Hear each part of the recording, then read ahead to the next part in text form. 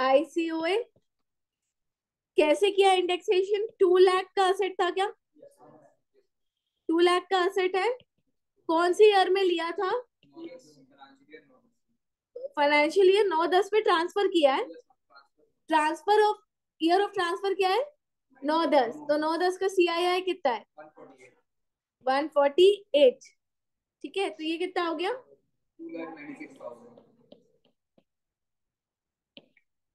तो ये कितना बचा? ठीक है, साहिल कहाँ गलती हुई? कौन सा ले लिया था? 348।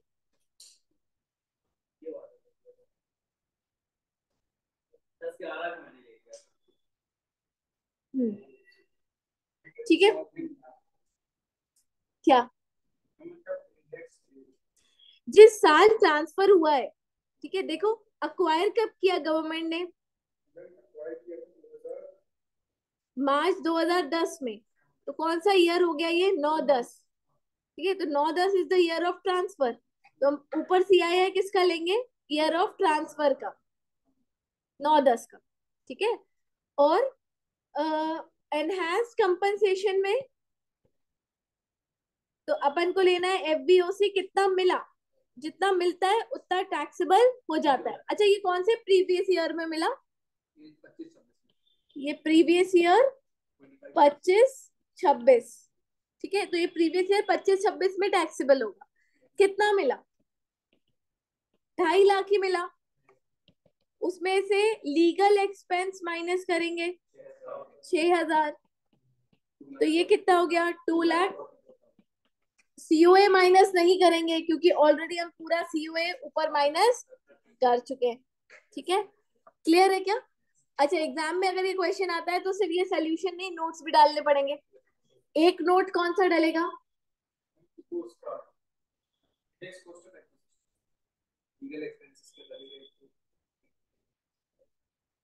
इनिशियल कंपनसेशन का अगर इंस्टॉलमेंट्स में मिल रहा है, इन which first instalment is received. ठीक है ना?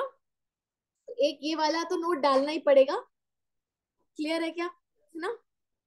चलो एक और क्वेश्चन दो, जल्दी से करोगे? मैंने व्हाट्सएप किया हुआ है तुम लोग को, मैं स्क्रीन पे भी दिखा देती हूँ।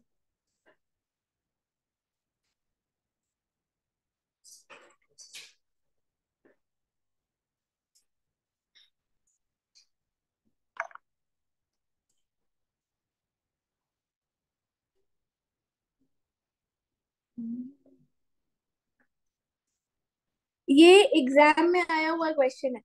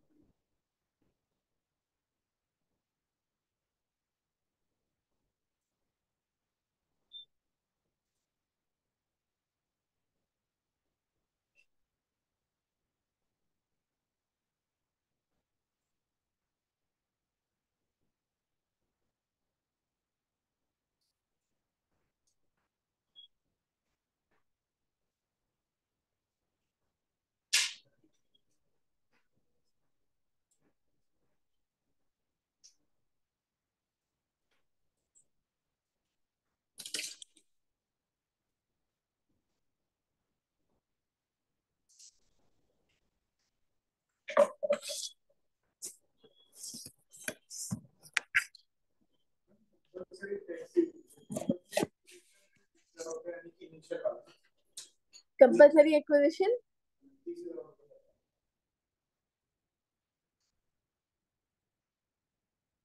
30,000 रुपए खर्चा है, माइनस कर।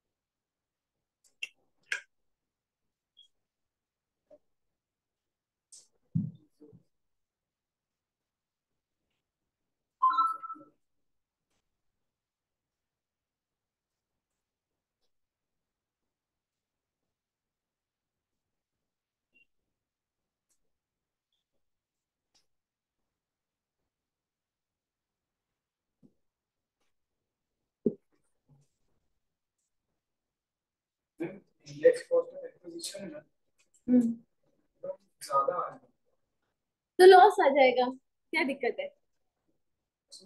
लॉस आ सकता है ना, लॉन्ग टर्म कैपिटल लॉस। अगर कॉस्ट ज्यादा आ रही है तो कोई चिंता वाली बात नहीं है, लॉस लिख दो।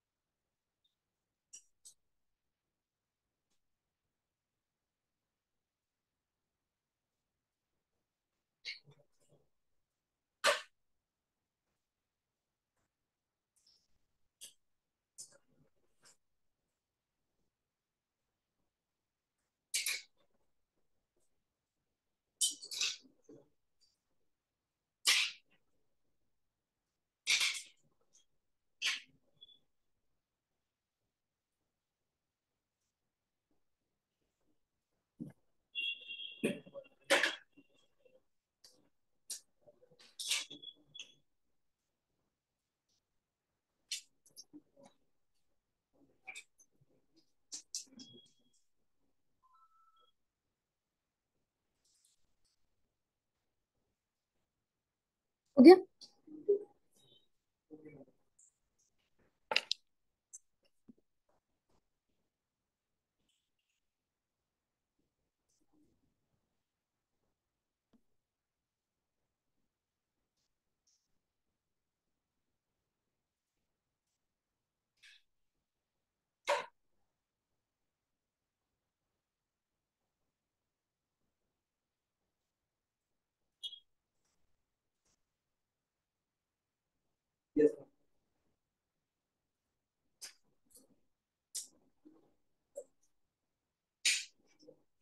बताओ जरा कितना आया लॉस?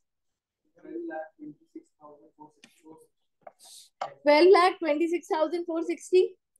ओके, ये इनिशियल पे आया। और एनहांस में बताओ। 17 लाख का capital gain. Previous year 24 25 previous year जरूर हेडिंग में डाल देना। इनिशियल में computation of capital gain bracket में लिखना initial compensation previous year assessment year डालना, और फिर computation of capital gain bracket में लिखना enhance compensation previous year assessment year डालना। समझ में आया? ठीक है ना? ये सीए फाइनल में आया हुआ क्वेश्चन है 4 मार्क्स का। हाँ अलग आ रहा है, बता।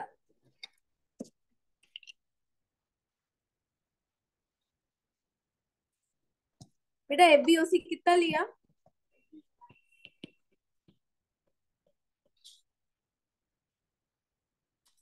ठीक है, माइनस करेंगे ट्रांसफर एक्सपेंस, इनिशियल कंपनसेशन से जुड़ा हुआ 30,000 का एक्सपेंस है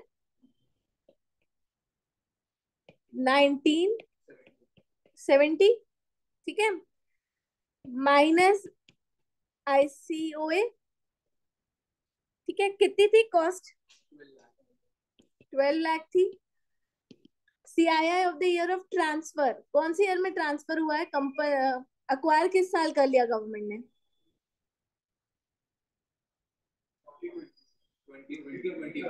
कंपल्सरी एक्विजिशन कौन से साल में हुआ है? 2021 में।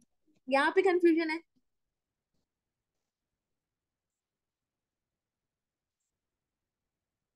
Government compulsory acquired land of Shivam in April 2020। ठीक है, तो कौन सा प्रीवियस ईयर हो गया? 2021। 2021 का अपन ले लेंगे सीआईआई, कितना आ जाएगा? 301। 301 divided by year of acquisition 0405। ये कितना है? 2021 का है, ये 0405 का है। ठीक है, कितना आया?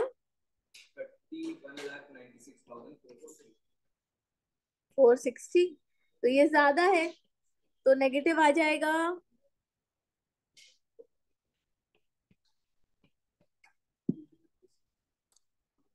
बताओ कोई दिक्कत है?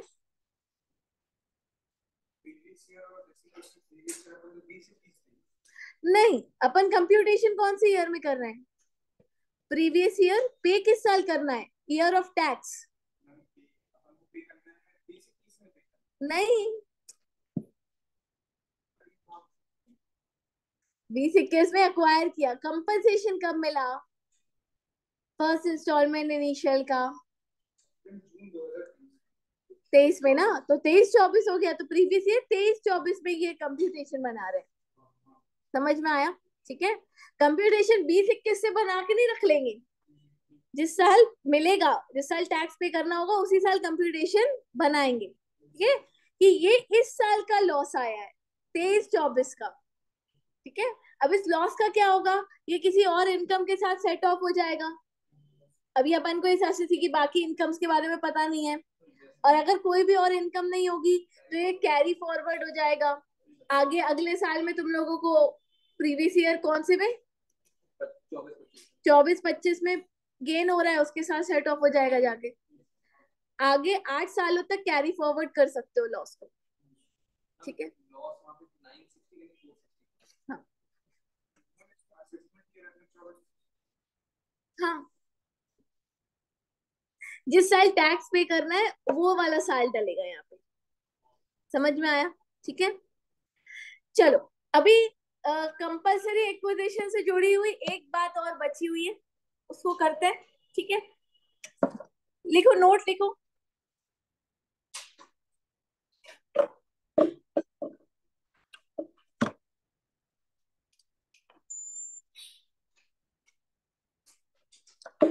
क्या तुम लोगों को इंटरिम ऑर्डर के बारे में पता है? इंटरिम ऑर्डर और फाइनल ऑर्डर का मतलब जानते हो? इंटरिम ऑर्डर का मतलब क्या होगा? ऐसे नॉर्मली सोच के देखो।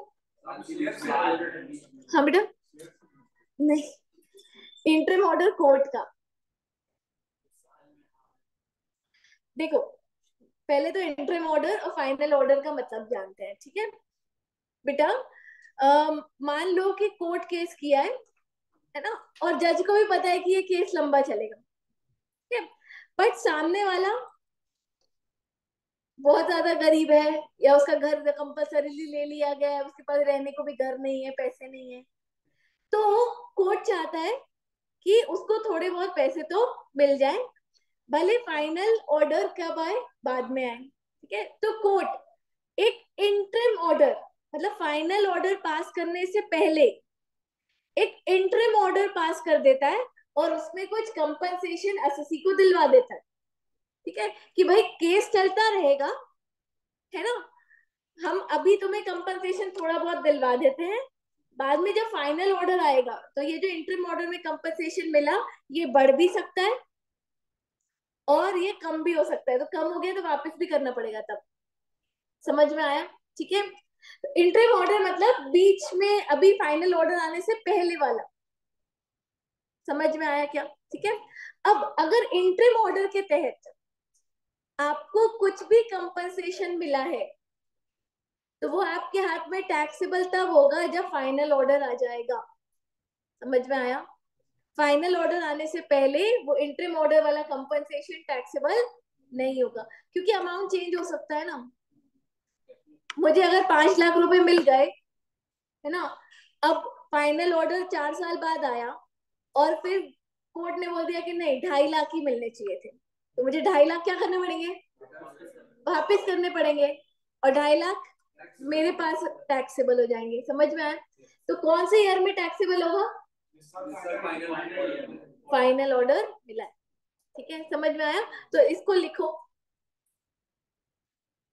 If any enhanced compensation, initial compensation में तो ऐसा होता ही नहीं है, वो तो गवर्नमेंट पहले फिक्स करके देती है हमको। If any enhanced compensation is received, if any enhanced compensation is received due to interim order, due to interim order of court, क्या लिखा? if any enhanced compensation is received due to interim order of court, then such compensation, then such compensation is taxable in the year, then such compensation is taxable in the year in which final order is made, in which final order is made. okay? अब एक example बनाते हैं बेटा। Interim order आया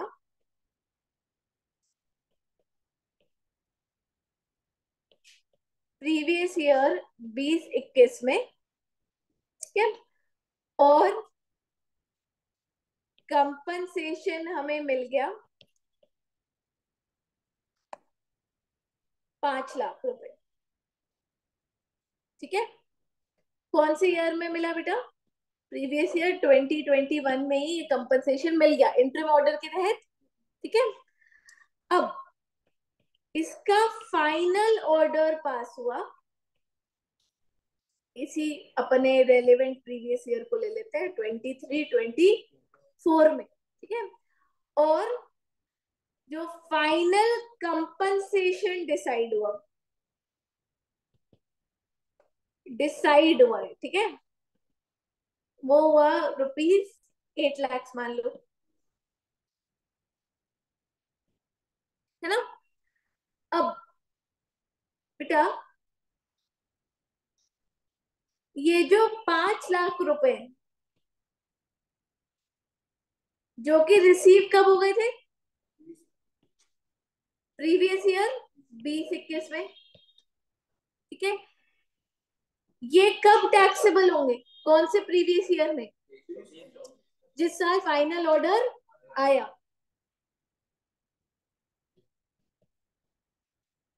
taxable, ठीक है।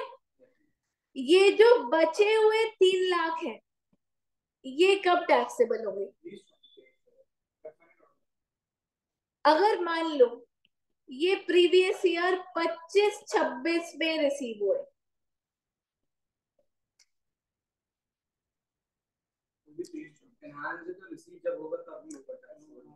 अनहांस compensation में क्या पढ़ा था?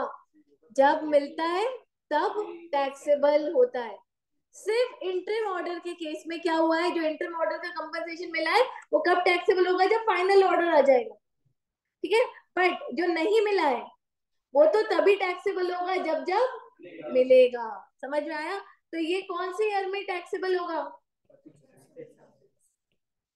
टैक्सेबल होगा प्रीवियस ईयर 25-26 में, एंड नॉट प्रीवियस ईयर 23-24। समझ में आया? ठीक है, चलो। हाँ, लिख लो।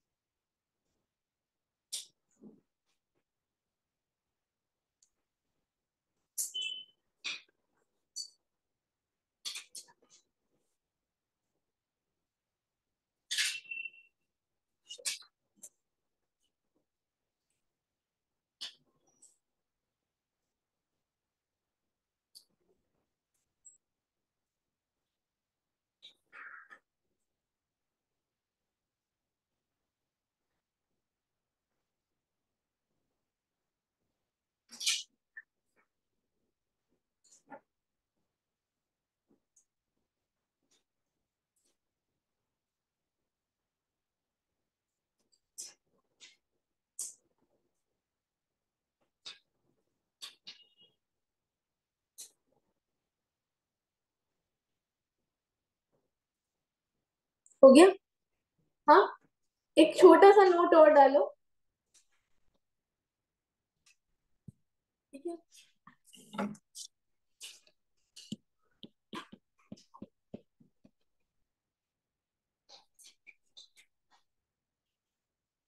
डालो as per CBDT.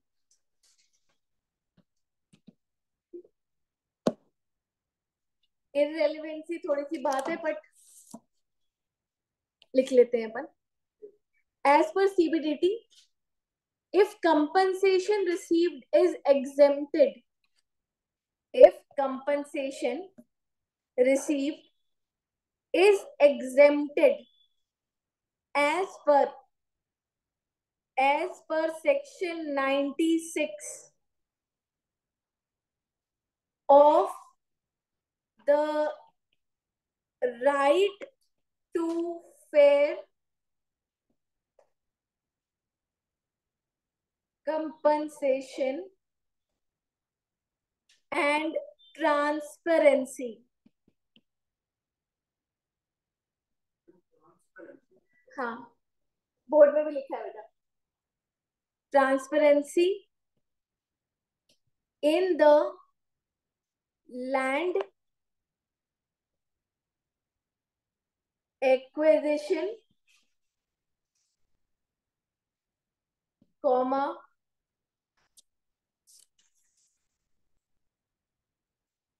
rehabilitation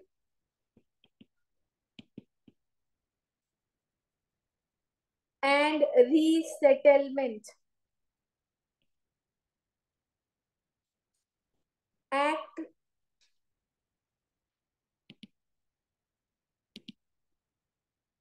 act 2013। ये एक्ट का नाम है पूरा, इतना बड़ा 3 लाइन का। ठीक है, इसको ऐसे शॉर्ट में, हम लोग सीए फाइनल में थे तो इसको बोलते थे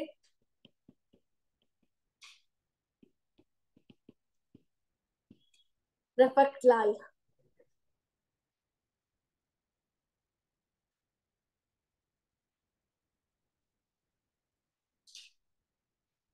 ठीक है, क्या लिखा है तुम लोगों ने? If compensation received is exempt as per section 96 of this act, ठीक है रफत लाल, then such compensation is then such compensation is also exempt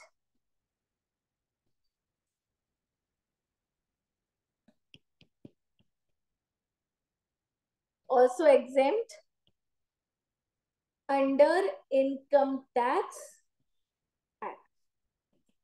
अगर ये जो एक्ट है रफत लाल, उसने बोल दिया कि कंपनसेशन एग्जेम्प्ट है, तो इनकम टैक्स के अंदर भी ये वाला कंपनसेशन क्या हो जाएगा? एग्जेम्प्ट हो जाएगा। समझ गए क्या?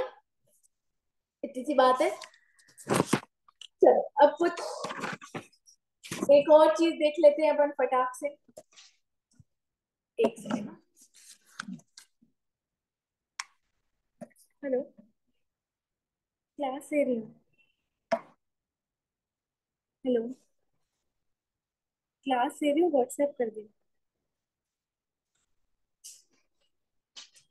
हाँ आ जाओ, हो जाऊंगी फ्री अभी थोड़ी देर में।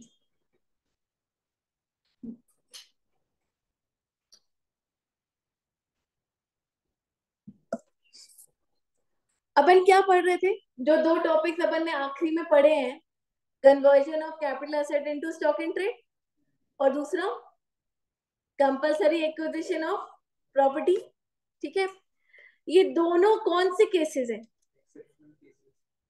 हाँ, कि ट्रांसफर जिस साल हुआ उस साल टैक्सेबल ना होकर जिस साल किसी और साल टैक्सेबल होगा। तो उसी में एक केस और अपन लेते हैं। ठीक है, लिखो सेक्शन 45(4).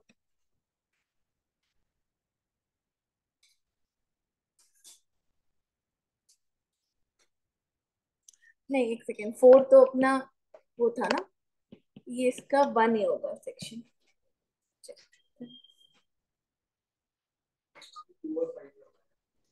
2 और 5 करवाएं। एक मिनट, मैं इसका सेक्शन चेक कर रही हूँ। कन्वर्जन ऑफ, हाँ 45(1) है। अपन ने ये 2 कर लिए ना, 2 कर लिया अपन ने,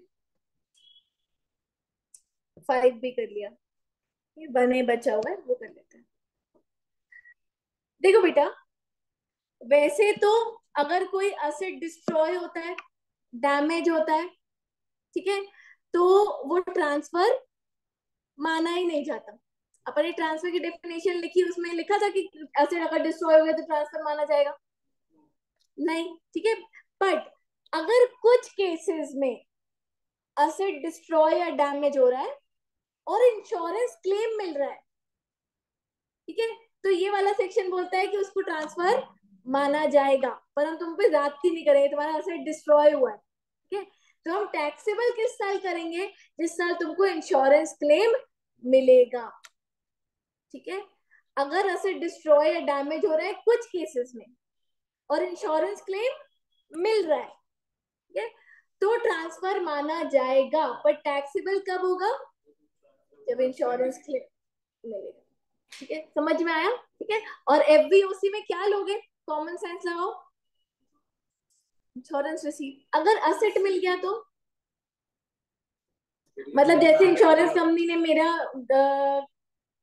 घर, कार तो मैं ले नहीं सकती एग्जांपल में, कार तो क्या है, कैपिटल असेट ही नहीं है ना, पर्सनल कार तो, हाँ, अगर मान लो मेरा घर डिस्ट्रॉय हो गया, ठीक है भूकंप से, ठीक है और मुझे इंश्योरेंस कंपनी से इंश्योरेंस मिला, ठीक है ना, पर उन्होंने इंश्योरेंस में मुझे पैसा नहीं दिया, उन्होंने मुझे नया घर दे दिया, फिर क्या करूंगी मैं, तो क्या बोलेंगे उसको, FMV of the new asset, जो मिला उसकी वैल्यू लेनी है, सिंपल है ना, चलो लिखो, अपन ऐसे लिखते हैं जैसे अपन ने लास्ट वाला लिखा था, पहले हेडिंग डाल लो, डिस्ट्रक्शन और damage of capital asset,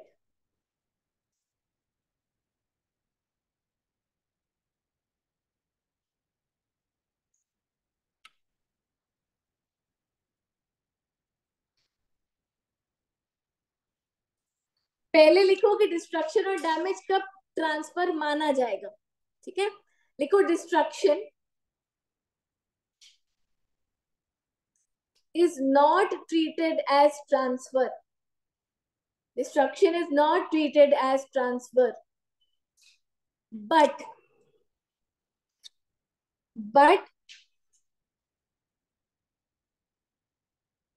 if destruction or damage, if destruction or damage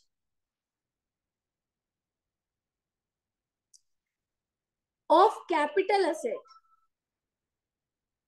of capital asset is due to, is due to following four reasons, is due to following four reasons, and insurance claim is received, and insurance claim is received, then it is treated as transfer, है ना। अगर देखो damage हुआ, insurance claim नहीं मिला, तो फिर transfer नहीं है, ट्रांसफर की दो कंडीशन बोली, फोर रीजंस के ही कारण होना चाहिए और दूसरा इंश्योरेंस मिलना चाहिए, तो ही क्या मानेंगे, ट्रांसफर मानेंगे, फोर फोर रीजंस लिखो 1 2 3 करके, ठीक है। पहला लिखो नेचुरल कैलामिटी, देखो यहाँ पे मैं मॉड्यूल में भी दिखा रही हूँ तुम लोग को साथ में, पहले पॉइंट में देखो यहाँ पे क्या लिखा है, फ्लड, टाइकोन, हरिकेन, ठीक है, साइक्लोन, अर्थक्वेक, ठीक है, या फिर कोई भी नेचुरल रीजन से क्या हो गया है, डिस्ट्रॉय या डैमेज हो गया, समझ में आया, ठीक है। तो नेचुरल कैलामिटी लिख लो पहला अपना नोटबुक में,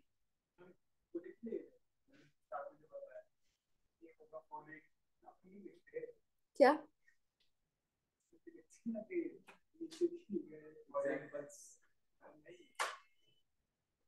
तो लिख के बता दे मुझे हाँ हाँ ठीक है, कर ले, नेचुरल कैलामिटीज, है ना, नेचुरल कैलामिटी का मतलब पता है ना, एग्जाम्पल ब्रैकेट में लिख लो, है ना, फ्लड, ये इसी में से कुछ कुछ लिख लो, अर्थक्वेक, साइक्लोन, सुनामी, ये सब नेचुरल कैलामिटीज है ना।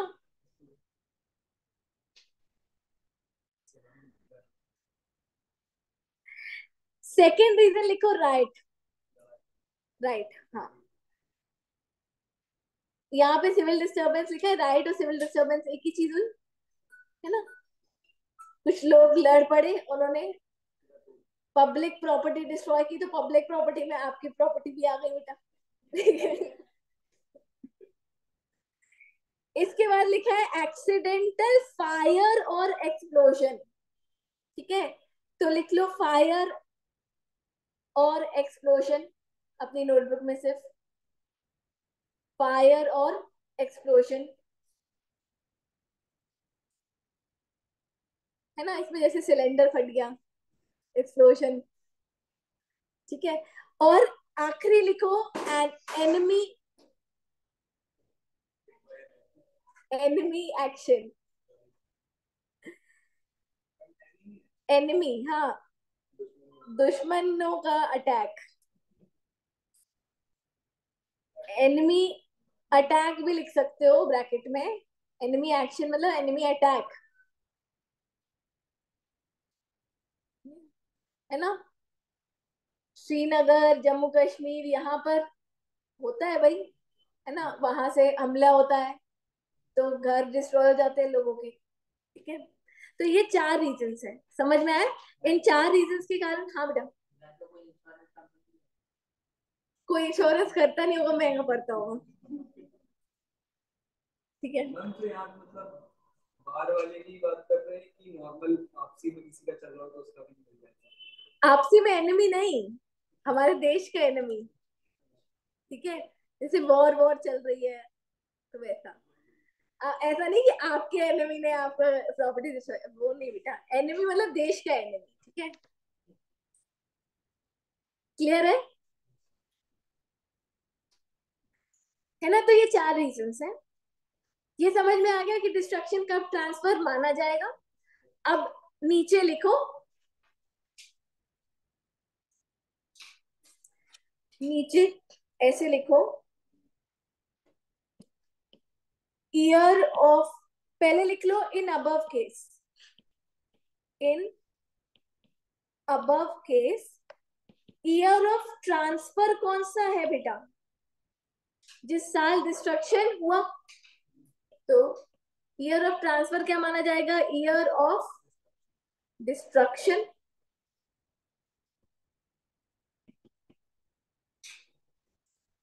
पर ईयर ऑफ टैक्स क्या होगा बेटा,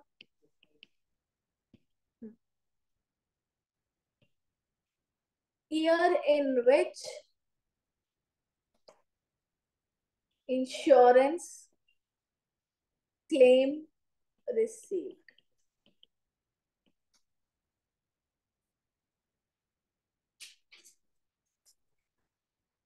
कंप्यूट कैसे करेंगे, कंप्यूटेशन का भी लिख लो नीचे, कंप्यूटेशन ऑफ कैपिटल गेन कैसे करेंगे बेटा। एफबीओसी में क्या लेना है हमें, एफबीओसी में लेना है insurance receipt, insurance claim receipt, bracket में नीचे लिखो मनी, ठीक है, या फिर एफएमवी ऑफ असेट रिसीट। बाकी तो बेटा कोई डिफरेंस नहीं है, माइनस करोगे ट्रांसफर एक्सपेंस क्या आ जाएगा, नेट कंसिडरेशन, माइनस करोगे सीओए और आईसीओए, माइनस करोगे सीओआई और, तो क्या आ जाएगा, कैपिटल गेन। ये क्या हुआ, राइट गोल हुई क्या, अरे नहीं यार, ये बंद हो गया, टैब बंद हो गया था। हाँ लिखा था।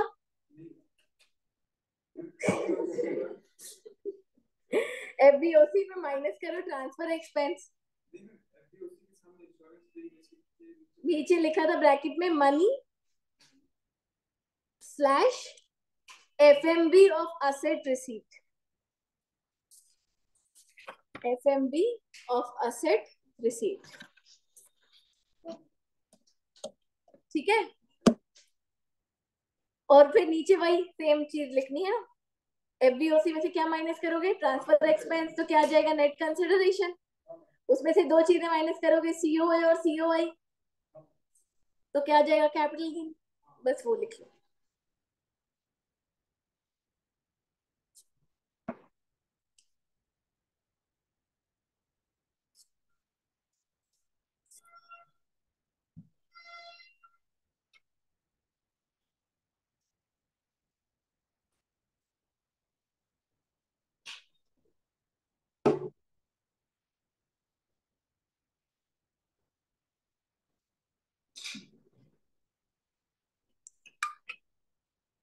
एग्जाम्पल एक लिखो, मैं डिक्टेट कर रही हूँ, तुम लोग कैलकुलेट करके बताना मुझे, ठीक है।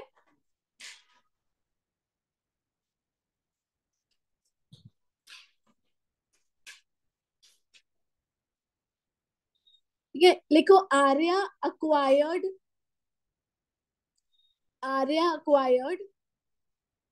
a house property for a house property for rupees 10 lakhs, rupees 10 lakhs in previous year 2001 to,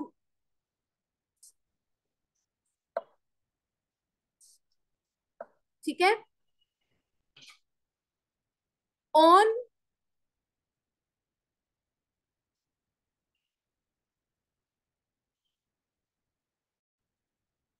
10th April,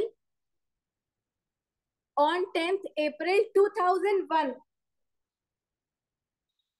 on 10th April 2001, house is destroyed by fire, house is destroyed by fire, ठीक है। on 10th March 2024, on 10th March 2024, she received insurance claim of, she received insurance claim of 2 crore। चलो capital gain निकालो।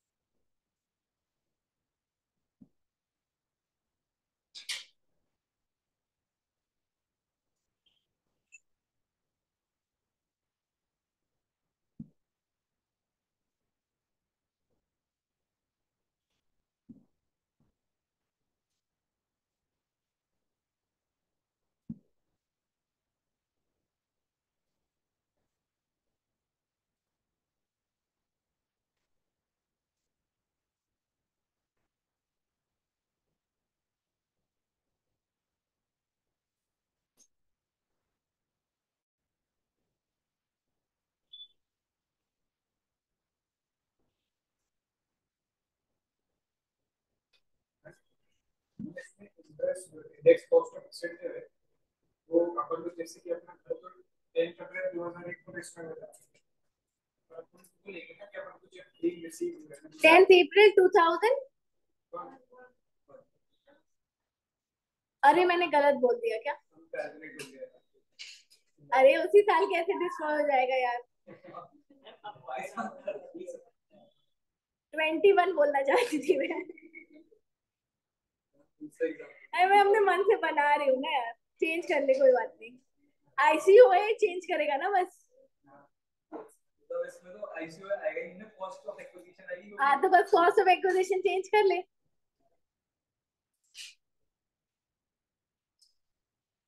21 कितना बुरा होगा, अभी मैंने घर लिया और अभी घाट लग गई।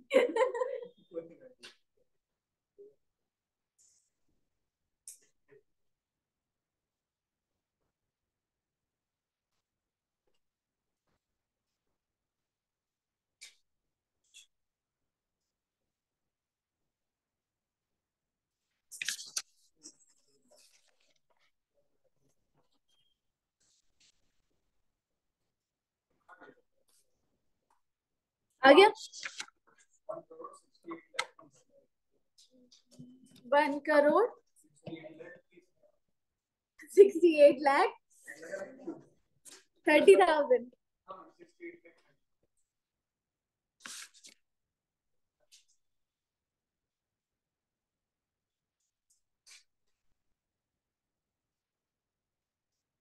1,69,90,000।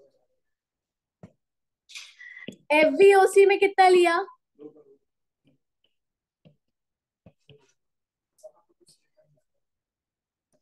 अरे ठीक है, ऐसी कैलकुलेशन सुन लो। एफवीओसी में कितना लिया? 2 करोड़। ट्रांसफर एक्सपेंस कुछ नहीं है, सिर्फ अपन माइनस करेंगे आईसीओए। तो अपना कितना था, घर कितने का था? 10 लाख। 10 लाख का। कौन से ईयर में एक्वायर किया था? बेस ईयर, मतलब डिवाइड कर दिया 100 से। और कौन से ईयर में डिस्ट्रॉय हुआ? मैंने बोला 10th April 2021 है ना, तो 21-22 हो गया ना। 10th April 2021 तो 21-22 हो गया। 21-22 का CII देख के बताओ कितना है? 317।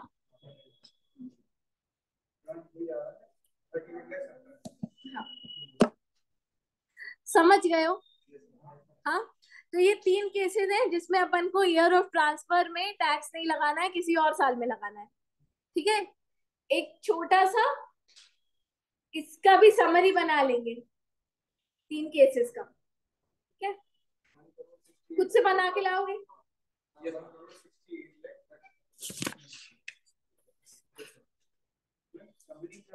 समरी की एक टेबल बना लो छोटा सा, 3 केसेस लिखो एक्सेप्शंस के, ऊपर हेडिंग डाल देना normally year of tax transfer is equals two year of tax.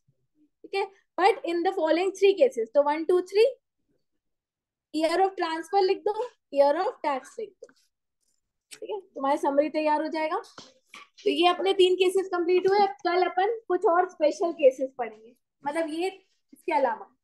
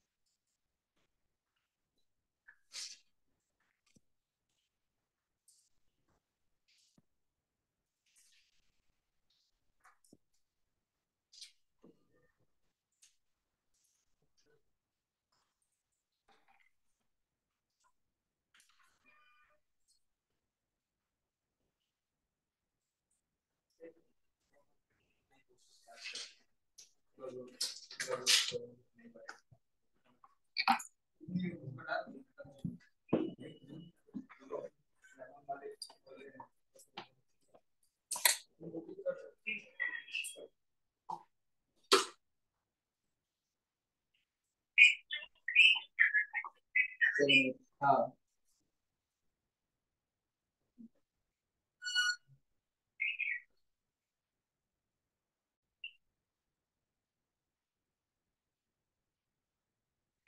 एक चार्जर यहाँ पर नहीं, क्या सी टाइप वाला,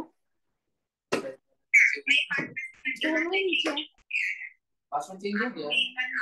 हाँ, दोनों ही मैं एक नीचे बार हैं। घर में जाके चेक कर लूंगा, फिर बाकी अगर दिक्कत आएगी तो कांटेक्ट कर लूंगा आपको।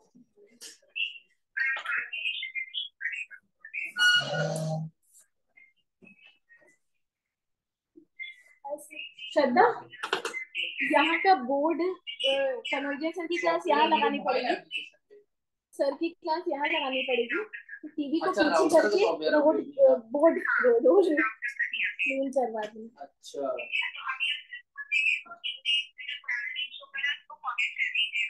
हाँ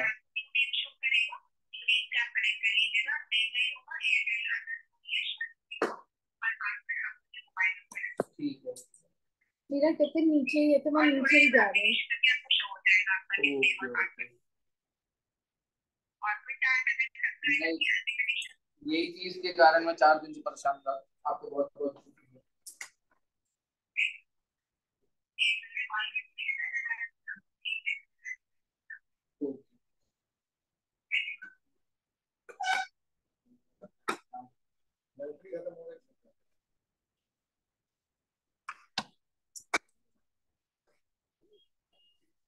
आपके टैब की बैटरी भी खत्म हो गई तो मैं नीचे जाके चार्ज में लगा देती हूँ।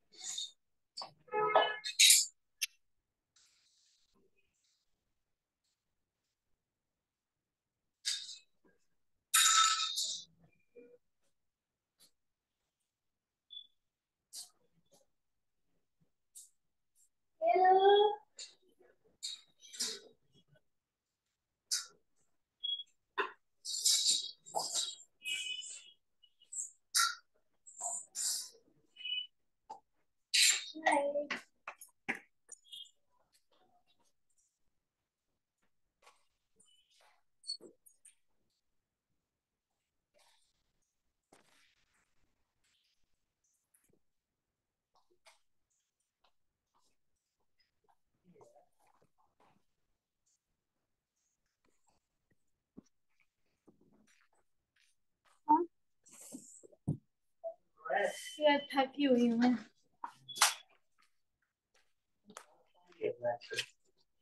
लंच कहाँ करना है? निकल जा रही है, बहुत थकान फील हो रही है यार।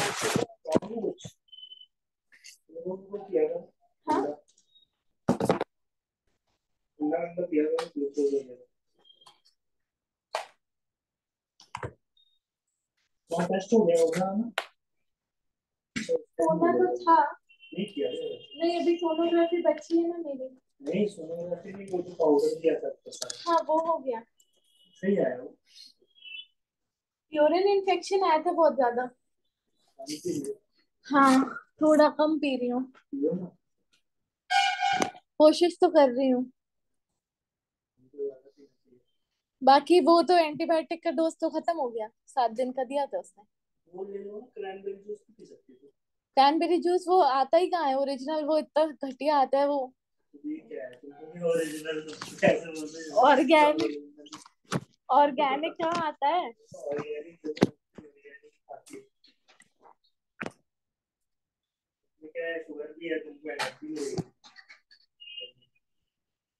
बाकी तो मेरा ठीक आया है सब उसमें। बाकी अब सोनोग्राफी अब है मेरी, 15 को जाऊंगी, 10 से 12 के बीच में जाना था वैसे मुझे, बट राहुल की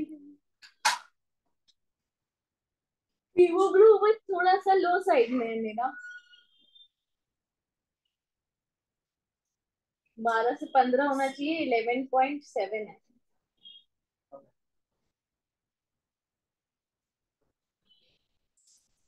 हीमोग्लोबिन कम की वजह से भी हो सकता है कि मुझे थकान लगती है।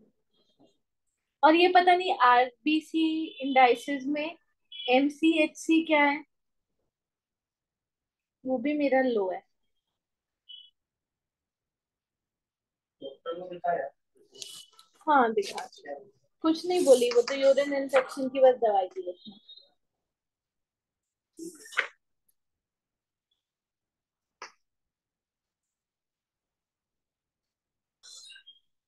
को तो लग रहा है स्कूल हो गया। लग रहा है। मेरे आया ना तो उसमें लगा दर्द रहता फातू की करवा देना सोनोग्राफी। है। नहीं, क्या सोने वक्त में निकल तो ही जाएगा। अरे नहीं यार, अगर कुछ ऐसे फंसा वसा होगा तो पता चल जाएगा ना। फिर थोड़ी लगाएंगे, यही करते रहेंगे जिंदगी में।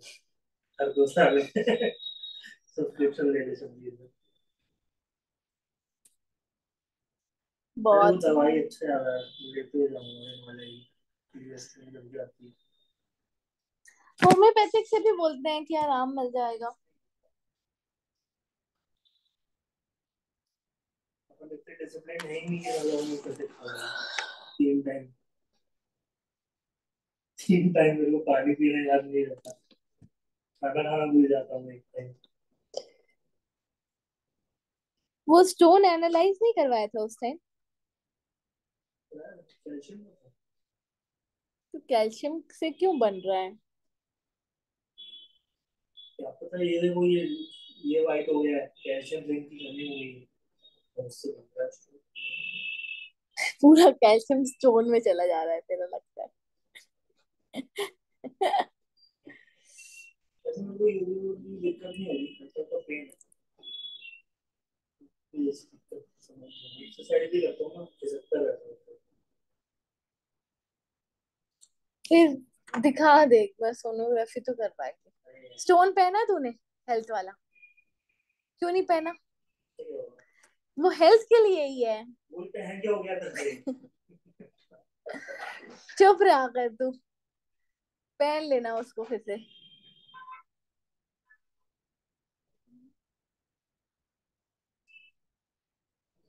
पागल।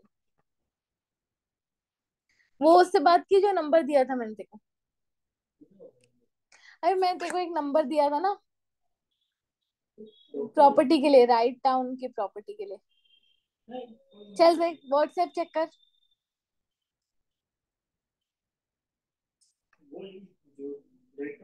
हाँ, राइट टाउन वाली प्रॉपर्टी देख कर आते हैं ना अपन। अरे मैं बहुत थकी हुई हूँ यार, नहीं तो मैं पक्का चल लेती आज। अभी मेरी क्लास 5 बजे से है आज, 5:15 से। अभी कितने बजे हैं? 3 ना। बस अब मैं खाना खा के सोऊंगी थोड़ी देर।